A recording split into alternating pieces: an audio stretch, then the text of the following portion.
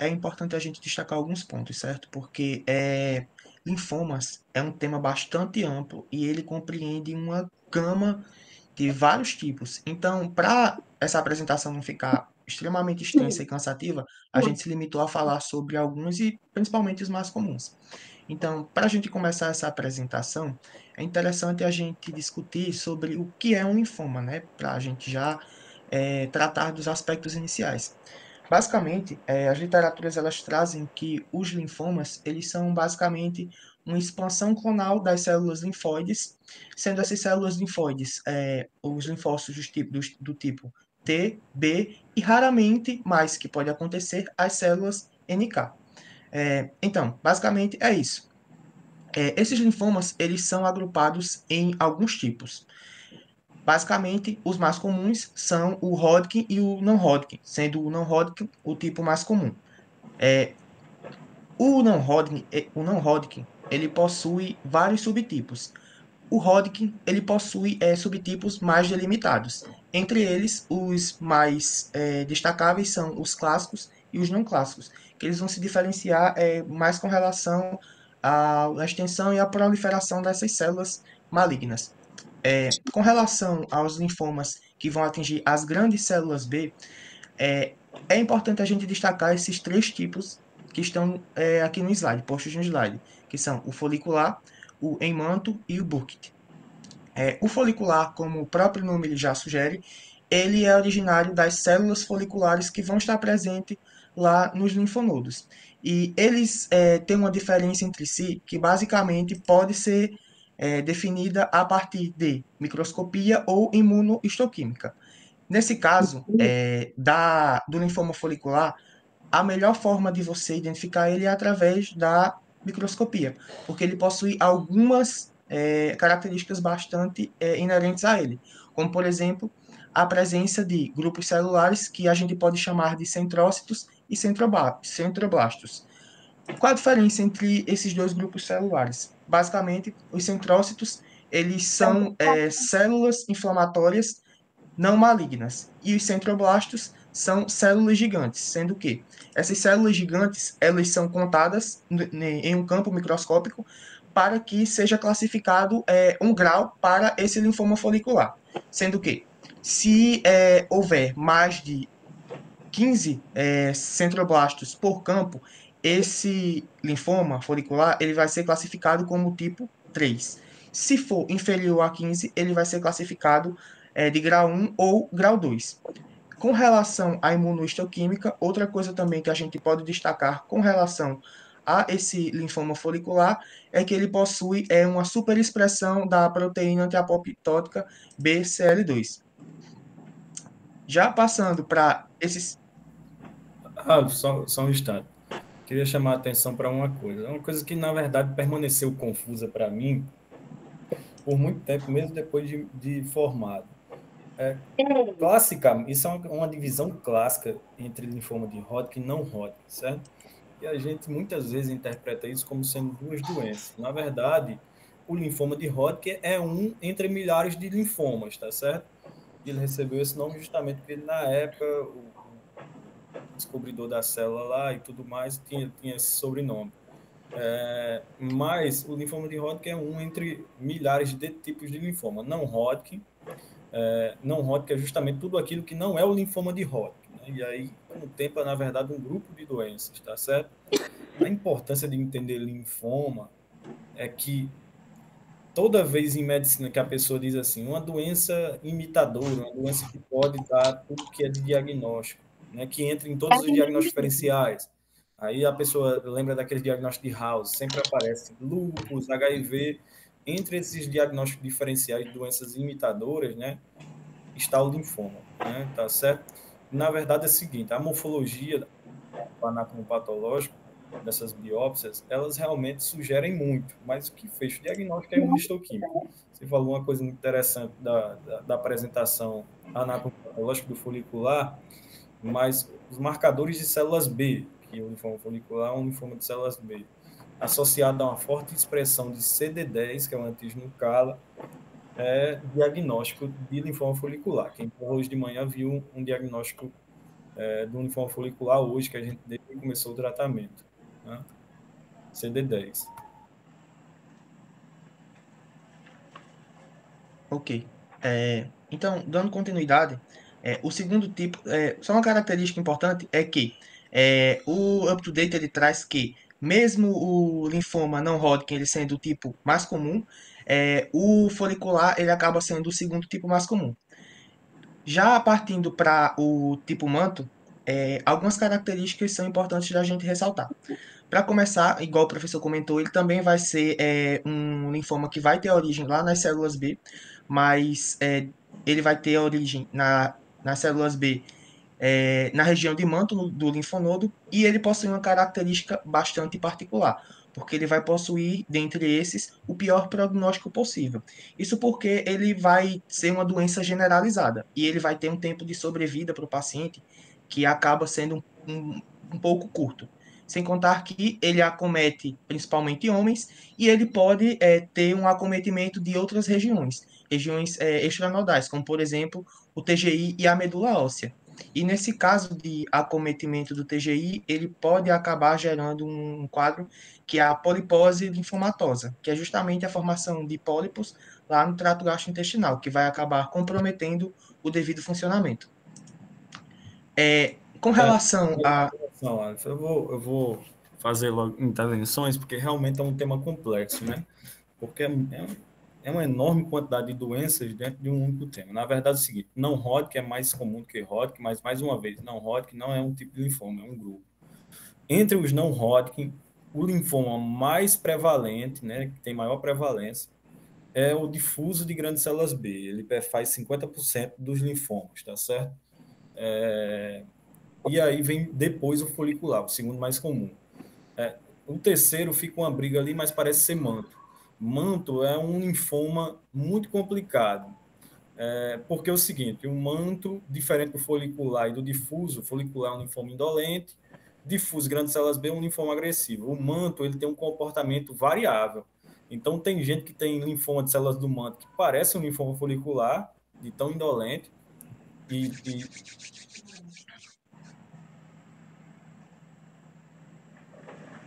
ter um difuso ou um Burkitt. Inclusive, tem a variante do manto chamada variante blastoide, que parece uma leucemia aguda gravíssima, gravíssima, né? Então, o tratamento para manto é muito eficaz, na verdade, mas é uma daquelas doenças que não tem cura e ele tem essa variabilidade, né? Pode ser uma doença agressiva, pode ser uma doença indolente.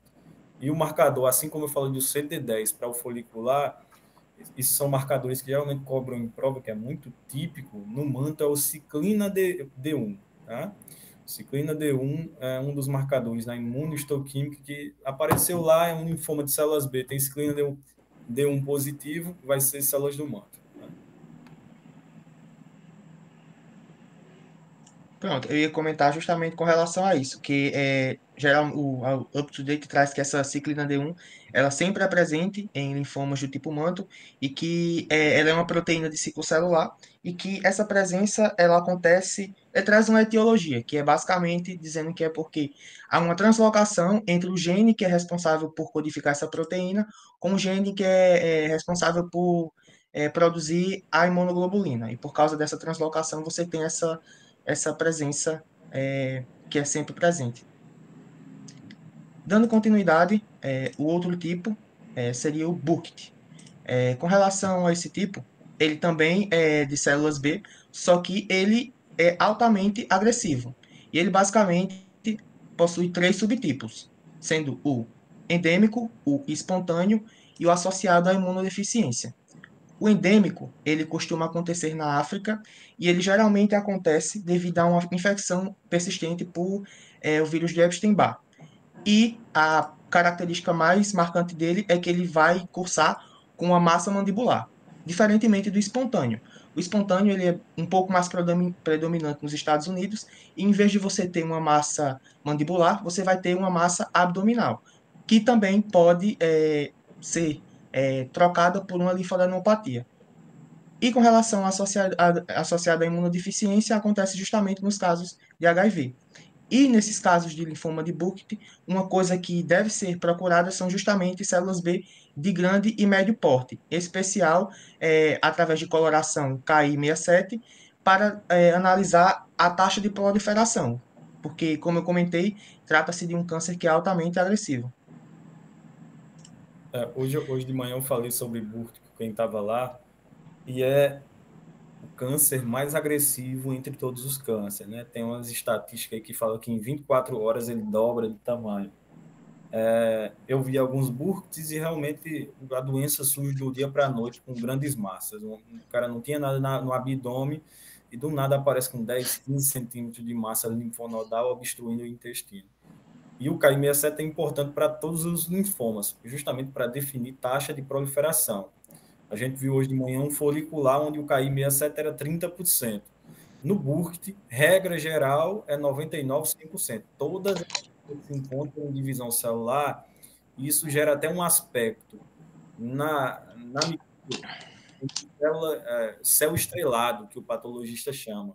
Que todas as células estão se dividindo e parece um céu estrelado mesmo, de tanta célula.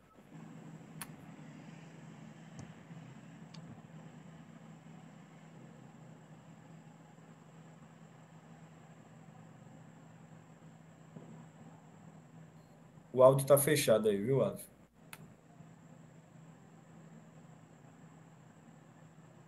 Achou, obrigado. Só dando continuidade, então, a gente vai falar um pouco sobre a etiologia. Com relação a isso, existem alguns fatores que eles podem predispor ao aparecimento de um linfoma. Esses fatores podem ser ocupacionais, geográficos, infecciosos, autoimunes e farmacológicos.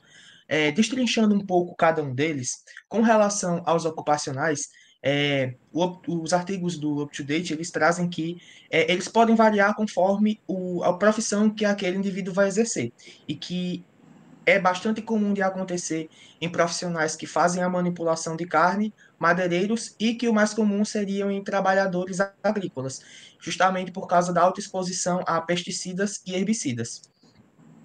Com relação às questões geográficas, eles trazem que, em especial no sul da Ásia e em algumas regiões da América Latina, é bastante comum a questão dos linfomas de disseminação extranodal. Questões infecciosas existem várias. Por exemplo, a gente pode citar aqui o HIV, o Epstein-Barr, o citomegalovírus, esses dois últimos casos, em especial quando eles são de infecção prolongada, como também o vírus o papilomavírus humano, o H. pylori, que causa câncer do malte, dentre outros. E uma característica importante que as literaturas trazem com relação a isso é que, dentre esses vários tipos que eu falei de patógenos, muitos deles possuem um caráter oncológico por si próprio, como por exemplo o citomegalovírus e o Epstein-Barr. Só que o HIV ele não possui esse caráter. Ele causa o linfoma justamente através de um outro mecanismo que seria a depressão do sistema imune. Como causas autoimunes, ele traz várias. Por exemplo, ele cita quem tem lúpus eritematoso, artrite reumatoide, ou mesmo doença, in, inf, inflamação, doença inflamatória intestinal. Como questões farmacológicas, ele traz que é bastante comum que ela aconteça em pacientes que estão fazendo tanto tratamento de depressão do sistema imune crônica, devido a um transplante, como também em pacientes que estão fazendo um tratamento para células T através de inibidores do TNF-alfa. Tudo que mexe com a imunidade, né, vai fazer diferenciação dos linfócitos, e em algum momento essa diferenciação linfocitária pode adquirir uma mutação, um erro de divisão, né? Então, quando a gente fala que existe todo tipo de linfoma, de fato existe todo tipo de linfoma mesmo. Por exemplo, existe um tipo de linfoma associado à prótese de silicone. A inflamação crônica local ali na prótese de silicone gera um tipo de linfoma mamário, que é curado, inclusive, quando retira a prótese. Né? Existe um tipo de linfoma associado à inflamação crônica intestinal. Então, por exemplo, na doença celíaca pode gerar o linfoma malte, associado à mucosa. Né?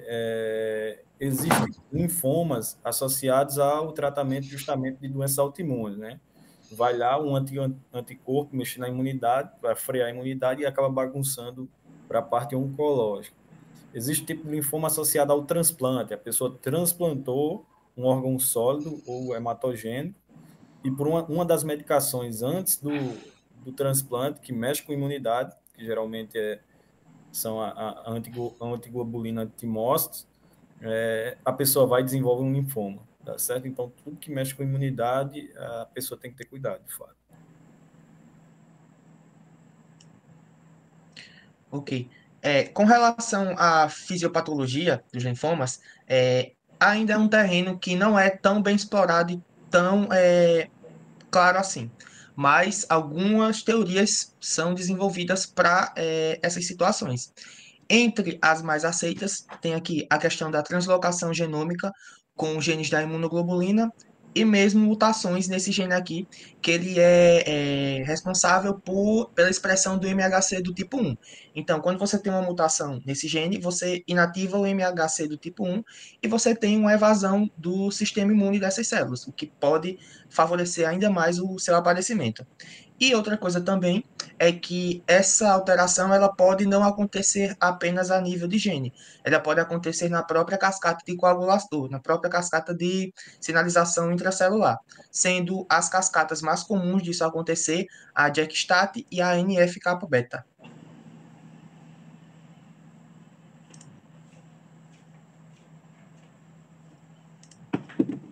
Ok, com relação às manifestações. Basicamente, a gente tem manifestações clínicas que vão se expressar e manifestações laboratoriais. Algumas delas são comuns aos dois tipos de linfoma, que, como o professor Ana falou, na verdade não são bem uma divisão, mas as literaturas eles trazem assim. E, basicamente, o que vai ser comum é a fadiga. E tem que se atentar para os sintomas sistêmicos. Dentre esses sintomas, febres, em especial as febres de origem desconhecida, como também mal-estar. Com relação ao linfoma de Hodgkin, uma coisa que é bastante comum é a sudorese noturna, o prurido generalizado intenso e ele ser de progressão lenta. Com relação ao não-Hodgkin, o que é mais comum é um aumento da massa linfodonal e também as literaturas trazem uma questão de acometimento do diafragma, sendo que esse acometimento pode ser unilateral e localizado, ou ele pode meio que se expandir e ficar localizado acima e ou abaixo desse diafragma, bem como a presença de disseminação extranodal, que é um fator bastante comum. Com relação aos achados laboratoriais, eles trazem vários. Então, nesse aspecto, eu achei interessante fazer um contraste entre o que acontece em cada um e trazer o que é comum a eles. Sendo o que é comum, que o UpToDate traz, a hipercalcemia. E essa hipercalcemia, ela acontece por quê? Porque, basicamente, uma das coisas que pode acontecer é justamente o acometimento da medula óssea. Então, quando se tem esse acometimento da medula óssea, ocorrem alterações na estrutura óssea que vão acabar culminando em uma maior produção de calcitriol, que vai gerar essa hipercalcemia.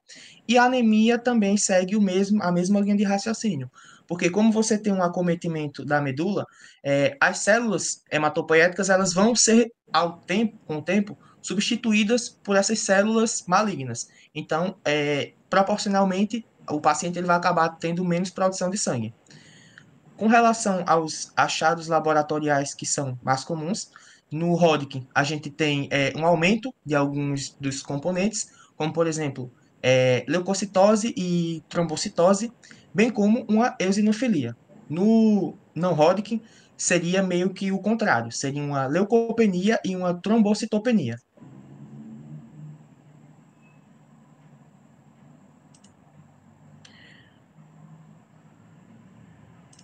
Ok, então basicamente ao que o médico deve se atentar durante a condição de um exame de um paciente que ele suspeita que tenha linfoma. Basicamente, ele tem que se atentar à história desse paciente e bastante ao exame físico. Nessa história do paciente, ele tem que ficar atento àqueles sinais que eu falei, de sinais que são sistêmicos, em especial casos de febre, e sendo essa febre especial a de origem inexplicável, como também a perda de peso e a sudorese noturna, sendo que essa perda de peso ela é pronunciada, porque ela acaba sendo mais de 10% do peso total corporal em um período de em um período de tempo muito curto. Então, com relação a outros aspectos que devem ser abordados durante a consulta, é bastante importante que o médico ele tenha atenção à história pregressa desse paciente, em especial a história familiar e a história pessoal de neoplasias, com atenção para as neoplasias hematológicas, mas isso também pode se estender a qualquer outra neoplasia. E em se tratando de neoplasias, também é importante investigar nesse paciente se ele fez algum tratamento oncológico, seja quimioterapia ou radioterapia. É, também é importante ter uma noção das infecções prévias, porque uma das coisas que costumam cursar com os linfomas é justamente a linfadenopatia, que pode ter uma origem infecciosa. Então é importante fazer essa distinção. Então é importante perguntar ao paciente se ele é portador do HIV, se ele teve infecções prévias por vírus da hepatite B e C, ou mesmo Epstein-Barr, dentre outros. E como eu comentei anteriormente, é meio que interligado. A gente fala da etiologia e a etiologia meio que acaba sendo bastante importante aqui na história clínica. Porque, como eu comentei, algumas profissões elas acabam tendo uma maior predisposição ao surgimento de linfomas. Então, isso também deve ser perguntado aqui durante a história clínica. Bem como também a questão dos distúrbios. Porque, como eu comentei, questões autoimunes acabam também sendo um fator de predisposição para o aparecimento de linfomas. Ok, então, com relação ao exame físico, o que é importante de se fazer? Basicamente, é importante se analisar tanto os sítios linfóides quanto os sítios extranodais. Com relação aos sítios linfóides, se for um linfoma do tipo Hodgkin, é necessário fazer uma análise de todos os sítios linfáticos acessíveis. Esses sítios linfáticos acessíveis são mais aqueles periféricos, sendo por exemplo, o cervical, o supraclavicular, o axilar, o inguinal e o femoral.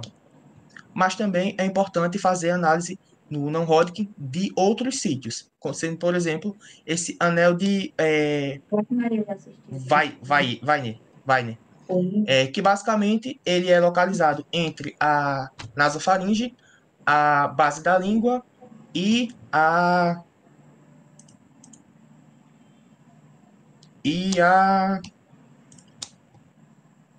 inguinal. Não, inguinal não. Enfim, com relação aos sítios acessíveis, eu já comentei. Se for um caso do linfoma Hodgkin, é necessário que seja feito em todos os sítios acessíveis. E uma característica bastante peculiar é que, fazendo análise do tórax, existem algumas condições que podem predispor o surgimento de um linfoma. Predispor não, indicar o surgimento de um linfoma. Sendo essas condições, em especial, a síndrome da compressão da veia cava superior, bem como derrames pleurais ou pericárdicos. Com relação aos sítios abdominais, é bastante importante fazer a análise dos linfonodos, tanto retroperitoneais quanto os mesentéricos. Isso porque os sítios abdominais eles são acometidos com bastante frequência. Embora esses sítios eles sejam bastante acometidos, é importante também fazer análise de sítios que comumente não são afetados, como, por exemplo, o pré-auricular, o occipital ou mesmo o poplíteo. Com relação aos extranodais, também é importante fazer essa análise, porque, em especial nos casos de um Hodgkin, é bastante comum a disseminação para regiões que não são linfonodos. Então, em especial, fígado e rim devem ser analisados para a possibilidade de hepato e esplenomegalia, mas também é necessário fazer uma análise de outros órgãos, como, por exemplo, a pele, a medula, ou até mesmo outros órgãos, como, por exemplo, o testículo. E na presença de um linfoma do tipo Hodgkin, uma coisa que também acaba sendo bastante comum durante a radiografia de tórax é a visualização de uma massa mediastinal.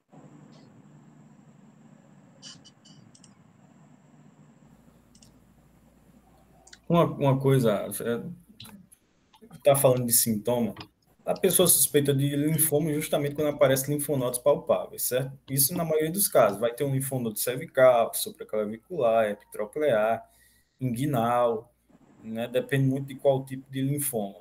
Recentemente eu tive 2 difusos que apareceram com massas inguinais, próximo à virilha, com grandes massas, em 2 idosos. Mas esses são os linfonodos palpáveis, né? Obviamente, todo o nosso corpo é composto de vasos linfáticos e linfonodos.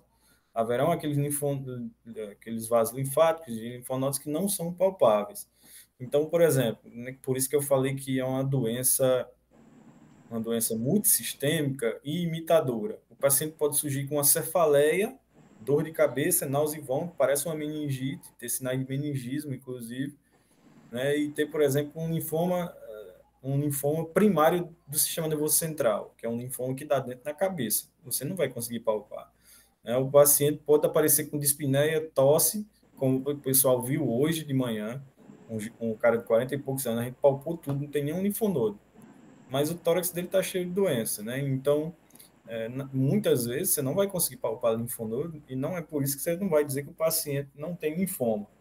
O linfoma de Hodgkin, que é o linfoma mais comum do adolescente, do adulto jovem, inclusive aparece sempre com massas torácicas. E nas aulas de radiologia, eles falam dos 5Ts, né? Os famosos 5Ts, que são as causas de massas torácicas, né? Aí fala tireoide, timoma, no T de linfoma ele fala terrível linfoma, e tem outras duas que eu não lembro bem, mas o linfoma está justamente dentro dessas causas de massas torácicas. Quando vê um raio-x com a massa torácica, entre outros cânceres, como timoma, câncer de tireoide, né, pode estar o linfoma também. Tranquilo?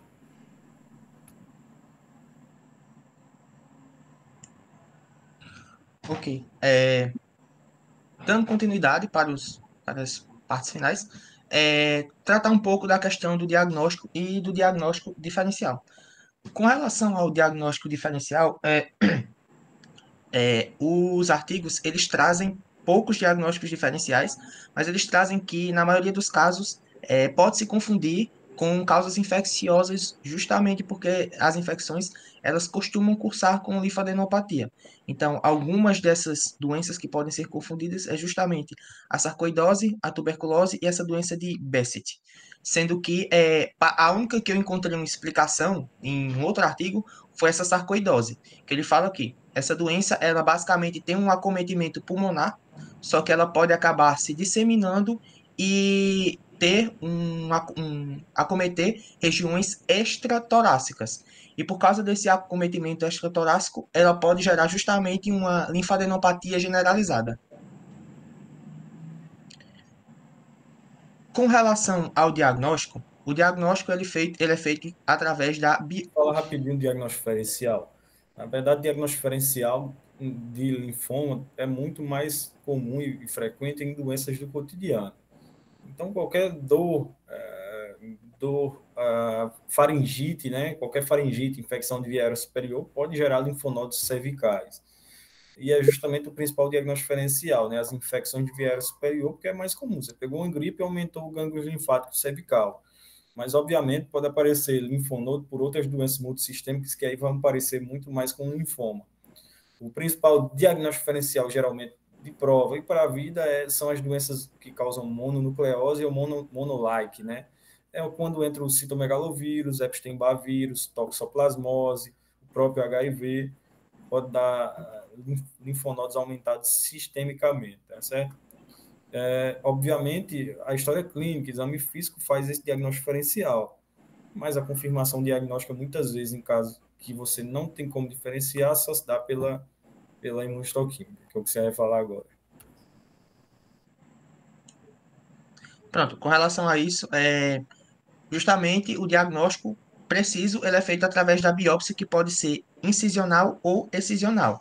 É, aqui tem até um erro no slide, porque, embora essas duas sejam feitas, os artigos eles trazem que a excisional seria meio que o padrão ouro.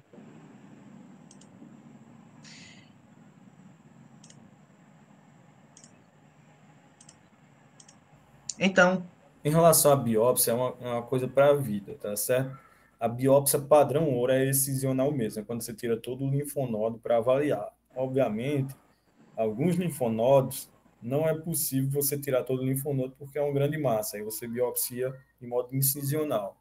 Mas geralmente o patologista quer, isso é para a vida, que a biópsia seja excisional para ele ver toda a arquitetura daquele linfonodo. Tá certo? Isso é enfático porque muita gente ainda comete esse erro de fazer celularidade através de punção. Então, punciona o linfonodo e aspira e manda para a citometria ou para o patologista. Isso não é diagnóstico. Eu já vi paciente morrer em mão de cirurgiões cervicais porque fez uma ou duas punções linfonodais, não deu linfoma e daqui a pouco chegou para a gente num estado muito tardio. Aí sempre cai isso, por PAF, não sei o quê. Não, é biópsia excisional, tirar todo o linfonodo, certo? Não é por punção por agulha fina ou qualquer outro método. e ainda com relação a essa questão da biópsia, uma coisa que o artigo ele trazia era com relação a quando essa biópsia ela deve ser feita, para ela não ser feita em qualquer situação. Eles trazem que basicamente são duas situações em que o médico ele solicita essa biópsia. Basicamente, quando ele tem uma suspeita, através justamente de toda a história e do exame físico que eu comentei anteriormente, bem como também quando há a presença de uma massa em região linfonodal que ela persiste por 3 a 4 semanas sem regredir. E tratando-se dessa questão mais histológica, é... só um momento. Tratando-se dessa questão mais histológica, um dos linfomas que é bastante característico é justamente o do Hodgkin, porque ele vai ter a presença dessas células aqui, que são as células de Reed-Sternberg, que elas são células que possuem dois núcleos e também possuem dois lóbulos, que eles trazem até que é um padrão olhos de coruja. Só que esse não é o único padrão celular que é observado, porque pode ter uma variação desse tipo celular que vai gerar justamente as células de Hodgkin, sendo que essas células, diferentemente dessas outras que eu comentei anteriormente, elas não vão possuir dois núcleos, elas vão possuir um, elas vão possuir apenas um lóbulo. E uma outra coisa também que é importante a gente comentar com respeito a isso é que eu comentei da imunohistoquímica, certo? Existem alguns padrões que são inerentes ao Hodgkin e padrões que são inerentes ao não Hodgkin. No Hodgkin, a imunohistoquímica, ela geralmente confirma a presença de CD30 em praticamente 100% dos casos, mas que também pode ser um CD15, mas que acontece em basicamente 75% dos casos, sendo que vai haver uma ausência do CD20 e do CD45. Isso é importante porque justamente nos do tipo não Hodgkin, os marcadores vão ser outros, vão ser justamente o CD20, que não está presente do tipo Hodgkin, e o CD19. Olha, a gente está falando de linfoma, certo? Que é a doença dos linfócitos, células B, T. Você que estudou aí, Aleph, que marcadores de qual linfócito é CD15 e CD30?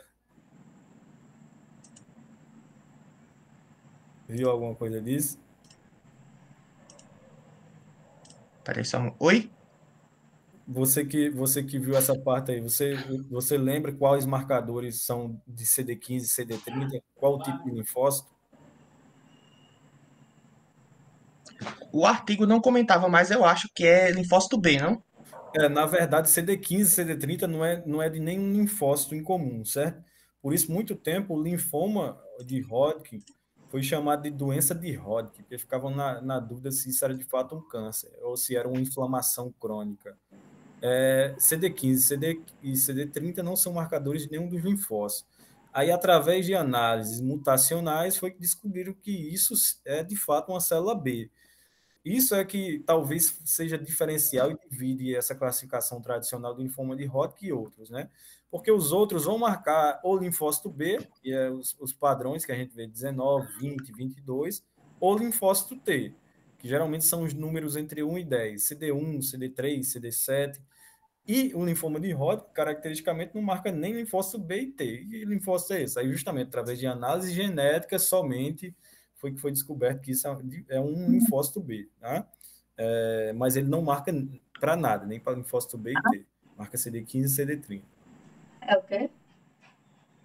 Alô? Alô? Boa noite. Vocês estão me escutando direitinho? Estamos. Pronto. Eu vou dar continuidade à apresentação, certo? Agora eu vou falar um pouquinho sobre o estadiamento, que ele deve ser feito depois do diagnóstico do linfoma, como o Aleph já falou na apresentação, né? Tem que ser feita uma avaliação da extensão da doença, que a gente chama de estadiamento. E a partir dessa avaliação, o médico vai saber qual é o subtipo de linfoma presente em determinado paciente e, com isso, saber qual o tratamento correto a ser feito para aquele paciente, né? Para aquele determinado linfoma, né? Como a gente viu aí, Alex citou, existe uma classificação enorme de linfoma, né? E é por isso que o estadiamento ele tem que ser realizado antes do médico passar a terapia, né? E, geralmente, os médicos, eles determinam o estadiamento através de exames de imagem, que é o chamado PET-CT, né? Vou explicar um pouquinho o que seria esse exame, né? O PET, que eles falam, seria a tomografia por emissão de posítrons. Feito esse exame, é uma pequena quantidade de material radioativo para ajudar a visualização do processo metabólico e fisiológico do corpo, né, no corpo. E o material radioativo é geralmente um tipo de glicose marcada. Eu na história, esqueci o nome da glicose que eles usam. Mas essa glicose, ela é importante porque as nossas células, quer dizer, as células cancerígenas existentes, né, elas costumam consumir mais glicose do que as células normais do nosso corpo. Então, através disso, o exame vai identificar as áreas, né, que tem essa alta atividade metabólica e muitas vezes vai corresponder ao tumor. E o CT, né, significa a tomografia computadorizada, que esse exame usa raio-x, né, para criar a imagem detalhada das estruturas internas do corpo, como os ossos, órgãos e os tecidos. E a tomografia computadorizada ela vai fornecer uma visão clara, né, da anatomia do paciente. E geralmente as imagens mais solicitadas pelo médico, né, do paciente, as áreas mais preferidas, são a do tórax, abdômen e pelve. E isso é devido aos locais que mais aparecem linfomas, né? E devido à localização anatômica do linfonodo. O sistema de estadiamento mais utilizado, segundo as literaturas em linfomas Hodgkin e não Hodgkin, é o sistema de estadiamento Ann-Arbor, que esse sistema ele ajuda a classificar, né, a extensão do linfoma e com isso os médicos conseguem determinar o estágio da doença, né, qual o grau que o linfoma se encontra e o que é crucial para planejar o tratamento e prever o prognóstico daquele determinado paciente, né. E um dos fatores que ajuda o estadiamento clínico do paciente é a anamnese, como a Alfa também já falou, né, que é conhecer a história clínica do paciente, né, saber se tem a presença ou ausência dos sintomas, como a Alfa também já citou, que é a febre persistente, a perda de peso superior a 10% da massa corporal, né, também a questão dos suores noturnos, as febres inexplicáveis. Então, tudo isso está incluído na questão para ajudar o estadiamento. Também outra coisa importante que ajuda o estadiamento é o exame de sangue solicitado pelo médico, que inclui o lactato desidrogenase, né, juntamente com o hemograma completo e o painel metabólico diferencial e abrangente e o ácido úrico. Também a biópsia de medula, ela também pode ser solicitada pelo médico para fazer a questão do estadiamento, só que a biópsia da medula ela vai mais ajudar na questão qual estágio que aquele linfoma se encontra. E o estadiamento, como eu até coloquei aí no slide para vocês verem, eles podem ser classificados em 4 estágios, que é estágio 1, 2, 3 e 4. Eu trouxe até uma imagem aí para explicar cada um estágio, né? O estágio 1 representa uma única região de linfonodo ou estrutura linfóide, ou um único órgão fora do sistema linfático, né? Já o estágio 2, como está até aí na imagem, é envolvido de 2 ou mais grupos de linfonodo que seja do mesmo lado do diafragma. A imagem está pequenininha, mas dá para vocês perceberem que, tipo, tá marcado aqui em vermelho os linfonodos e estão acima do diafragma, né? E do mesmo lado. Já o estágio 3 representa o envolvimento dos grupos de linfonodo em lados diferentes do diafragma, como vocês veem na imagem do estágio 3, tanto tem acima do diafragma como abaixo. E já o estágio 4, aqui ocorre o envolvimento que é a questão de disseminação, né? É quando está espalhado pelo corpo todo. E geralmente pode também estar em órgãos, tanto do sistema linfático como fora do sistema linfático. E um dos órgãos mais recorrentes é o pulmão, o fígado e a medula óssea. Agora pode passar, Alisson. É interessante porque o PET-CT, né, faz parte de medicina nuclear. É uma tomografia, onde ele vai usar um radioisótopo ligado à glicose, porque parte do seguinte princípio. Um câncer tem um metabolismo, uma célula cancerígena tem um metabolismo muito maior do que uma célula saudável, né? Então, ela absorve mais glicose, nutrientes, tem um maior fluxo sanguíneo e até por isso o paciente tem sintomas constitucionais de perda de peso, né? Fadiga e tudo mais. Então, quando a glicose entra, ela vai se ligar mais avidamente a justamente a área cancerígena do linfoma. Então, é bem interessante ver PET-CT justamente por isso. Você vê todos os sítios linfonodais acometidos. Só que, por ser um exame de alto custo, a gente não faz aqui em Mossoró. Na verdade, é bem limitado. Faz na Liga de Natal, até na minha própria residência médica, que era o Hospital das Clínicas, referência em hematologia. A maioria das vezes a gente não tinha acesso a PET-CT, porque demorava, a regulação estadual, a gente fazia o estadiamento, e é isso que a gente faz aqui, com base na tomografia comum, tá certo? E aí tem que tomografar tudo mesmo, tórax, abdômen, pélvico, para ver onde tem linfonodo e fazer o estadiamento devido, tá certo? Na aula de LLC, eu falei de algumas tabelas que são fundamentais, principalmente para prova de residência. A gente falou de Rai e Binet, não foi? Aqui a mesma coisa. Ann Arbor, se tem um assunto que gostam de cobrar em prova de residência, é essa classificação, onde ele joga justamente um caso suspeito de linfoma, os sítios linfonodais acometidos e para você classificar, né? Você falou aí do acometimento linfonodal, onde eu classifico no estágio 1, 2 e 3. Aí fica exatamente isso. Se tem infra e supradiafragmático, mas não tem um acometimento extranodal, vai ser um estadio 3, um E3, né? Você tem que dizer se o paciente tem sintomas B ou não. E aí, se o paciente tem febre, sudorese noturna, perda de peso, você vai estar E3B. E se tem massa bulk, que é uma massa de linfonodos maior do que 7,5, aí isso é bem divergente, tem uma literatura que fala sobre 10 centímetros, aí você vai colocar E3B com massa bulk de tantos centímetros. Antigamente, a prova de residência era diferente, o estadiamento. Ao invés de botar massa bulk, você colocava só um X.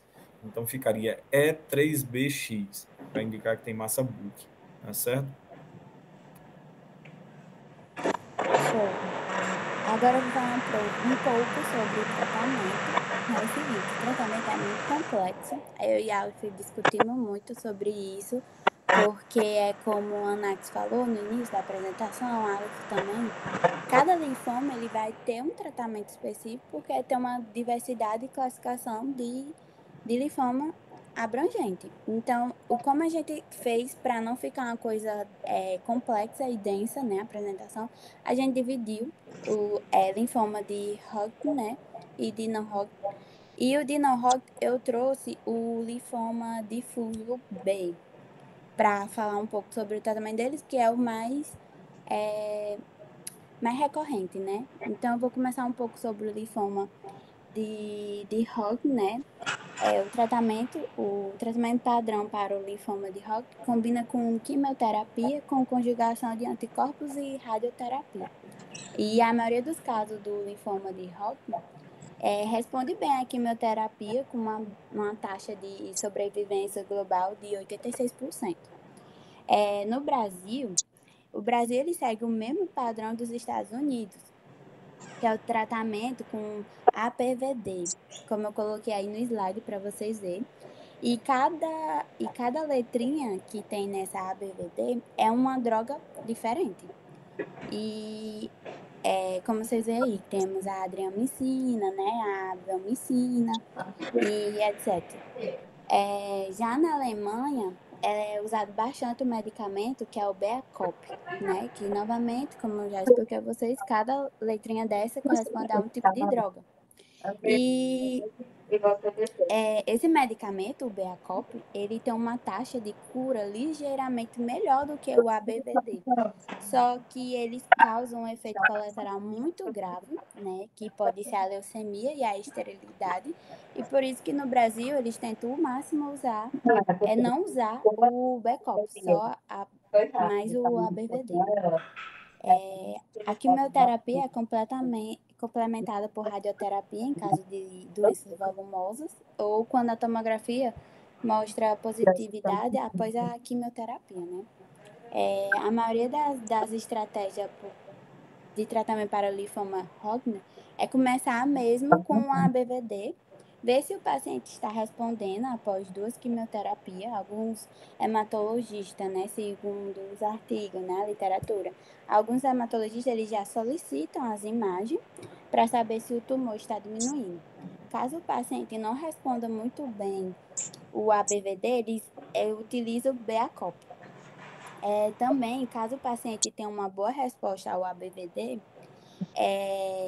assim que eles solicitam, né, e o paciente começa a quimioterapia já com a ABVD, e vê que tem uma resposta muito boa, o que alguns hematologistas fazem, né? Eles diminuem ou não usam a abamicina, porque a abamicina é uma das drogas que compõe esse medicamento e ela pode ser retirada da quimioterapia, né? Porque ela pode causar toxicidade ao pulmão. E por isso que eles, quando vê se a pessoa tem uma boa resposta à BVD, eles retiram por causa disso. E também, quando se faz todo o tratamento, né, o paciente vai ficar sendo monitorado regularmente para detectar se ficou alguma sequela, ou se o paciente pode ter uma nova residência, né, e vai acompanhar através de exames laboratoriais ou de imagem. Agora eu vou falar um pouco sobre o tratamento de linfomas não Hodgkin. Como eu já expliquei, né, e falei, a Anax falou, o Alex falou, que existem muitos subtipos de linfoma não Hodgkin. E o mais comum e recorrente no Brasil é o linfoma difuso de grandes células B. Por isso que eu trouxe o tratamento dele, porque como é o mais... é o que mais aparece, né, no Brasil, por isso que eu trouxe. Muitos pacientes com linfoma difuso de grandes células B conseguem ficar livres da doença a longo prazo de quimioterapia.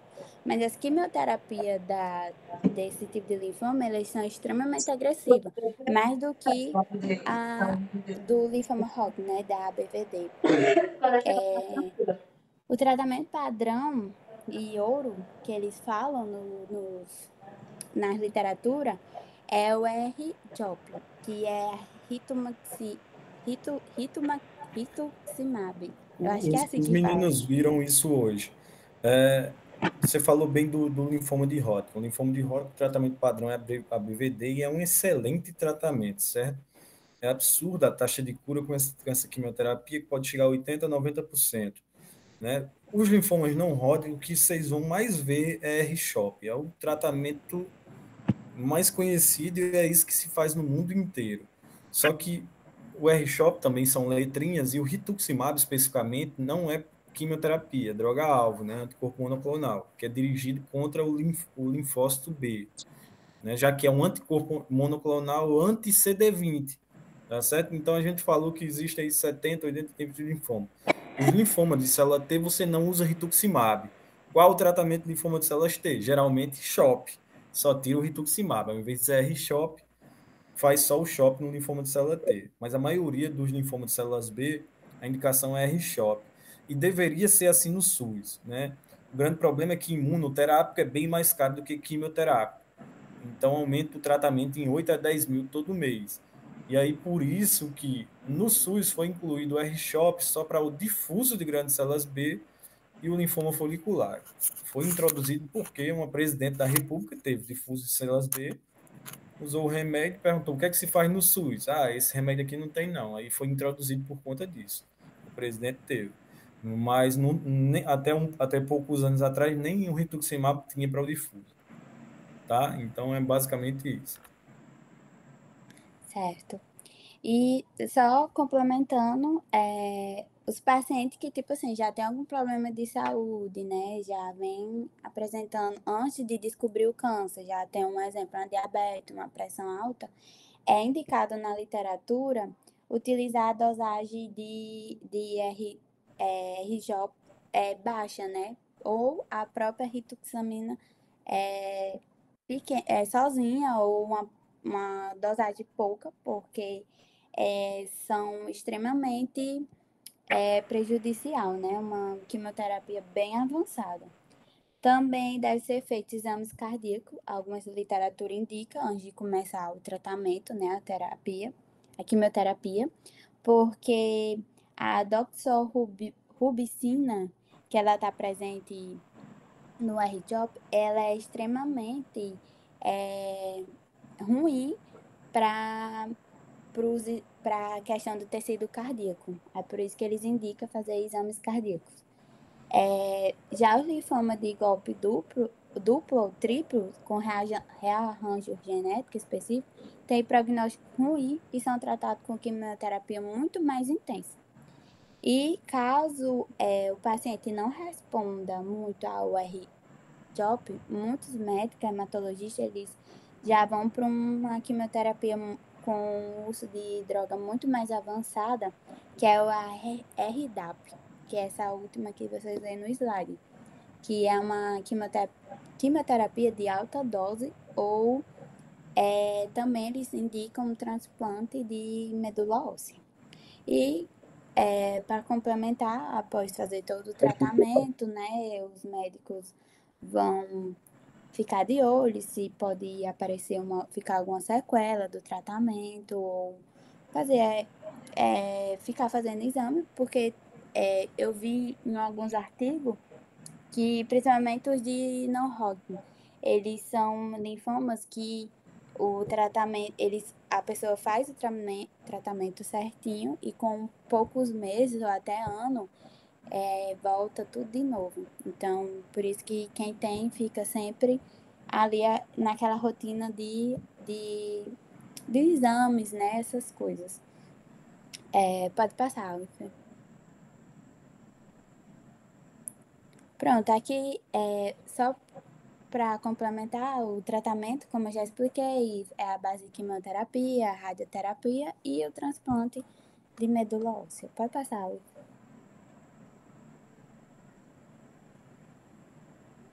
Pronto, eu vou falar um pouco sobre o prognóstico, né? Que para se ter um bom prognóstico, é bem complicado o prognóstico dessa doença, porque, segundo a Fiocruz, para se ter um bom prognóstico, primeiro tem que saber, né, o tipo de linfoma, qual o estágio inicial, o médico vai avaliar o quadro clínico daquele paciente, saber se ele está respondendo bem ao tratamento específico para aquele linfoma, e se tiver tudo isso ocorrendo bem, a pessoa tem um bom prognóstico, né?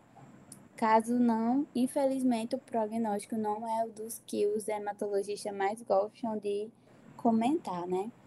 Aí tem também que a Fiocruz fala que os linfomas indolentes, que são considerados incuráveis quando é feito com terapia padrão, que essa terapia que eu citei para vocês. E que seria esse linfoma, o que seria esse linfoma indolente, né?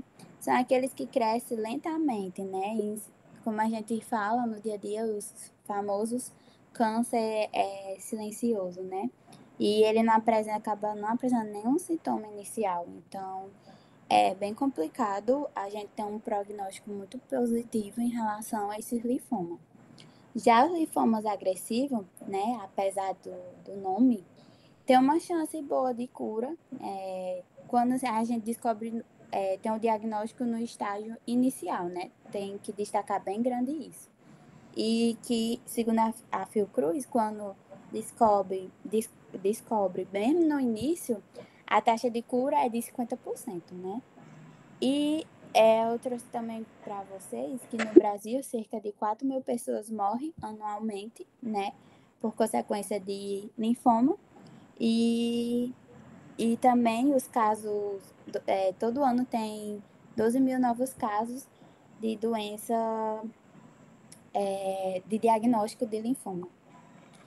E é isso, gente. Essa foi um pouquinho da nossa apresentação de linfoma para vocês. Muito bom. Pessoal, alguma dúvida aí? Perguntem aí sobre linfoma.